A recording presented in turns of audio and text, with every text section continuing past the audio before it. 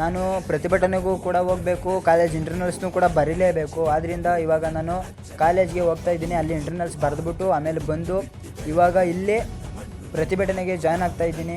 ಇವತ್ತಿನ ಈ ಪ್ರತಿಭಟನೆಗೆ ತುಂಬ ದೊಡ್ಡ ಮಟ್ಟದ ಬೆಂಬಲ ಸಿಕ್ಕಿದೆ ಅಂತಲೇ ಹೇಳ್ತೀನಿ. ಯಾಕೆ ಅಂತಂದರೆ ನಟ ಚೇತನ್ ಸರ್ ಅವರು ಕೂಡ ನಮ್ಮ ಬೆಂಬಲಕ್ಕೆ ಬಂದು ನಿಂತಿದ್ದಾರೆ. ಹಾಗೂ ಅನೂರ್ ಪ್ರಕಾಶ್ ಸರ್ ಅವರು ಕೂಡ ಬಂದು ರೈತರ ಬೆಂಬಲಕ್ಕೆ ನಿಂತು ಹೋರಾಟ ಮಾಡುತ್ತಿದ್ದಾರೆ. ಹಾಗೂ ಯೂಟ್ಯೂಬ್ ಚಾನಲ್ ನಡೆಸುತ್ತಿರುವ ಅವತಾರ್ ಶಿವು ಸರ್ ಅವರು ಕೂಡ ಬಂದಿದ್ದಾರೆ ಇಲ್ಲಿಗೆ. ಇನ್ನೂ ದೊಡ್ಡ ದೊಡ್ಡ ಗಣ್ಯ ವ್ಯಕ್ತಿಗಳು ಬಂದು ನಮ್ಮ ರೈತರ ಬೆಂಬಲಕ್ಕೆ ನಿಂತು ಹೋರಾಟವನ್ನು ಮಾಡುತ್ತಿದ್ದಾರೆ.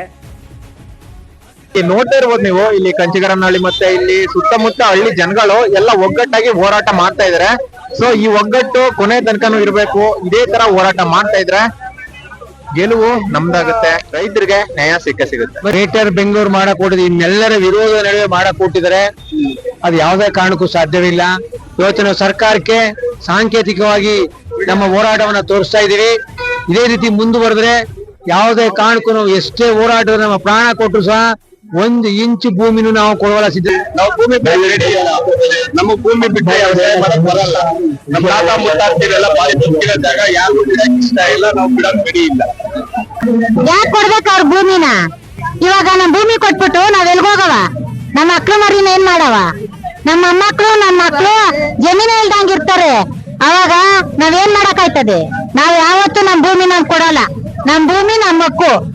ನಮ್ಮ ಇವತ್ತಿನ ಈ ಪ್ರತಿಭಟನೆಗೆ ಒಂದು ರೀತಿ ಪ್ರತಿಫಲ ಸಿಕ್ಕಿದೆ. ಅದು ಹೇಗೆ ಅಂತಂದರೆ, ರೈತರ ಬೃಹತ್ ಪ್ರತಿಭಟನೆ ಕಂಡು ಪೊಲೀಸ್ ಸಿಬ್ಬಂದಿಯವರು ರಾಮನಗರ ಜಿಲ್ಲೆಯ ತಹಶೀಲ್ದಾರ್ ಆದಂತಕ್ಕಂತಹ ತೇಜಸ್ವಿನಿ ಮೇಡಮ್ ಅವರನ್ನು ನಮ್ಮ ಪ್ರತಿಭಟನೆಗೆ ಕರೆಸಿದ್ದಾರೆ.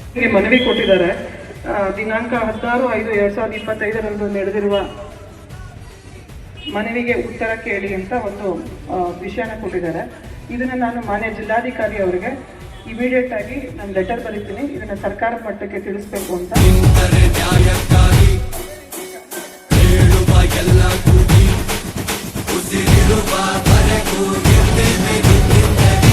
ಅನ್ನನ ದ್ಯಾವ್ರು ಅಂತಾರೆ, ಅಂತ ದ್ಯಾವ್ರನ್ನೇ ಸೃಷ್ಟಿ ಮಾಡೋನು ರೈತ ಮಾತ್ರನೇ.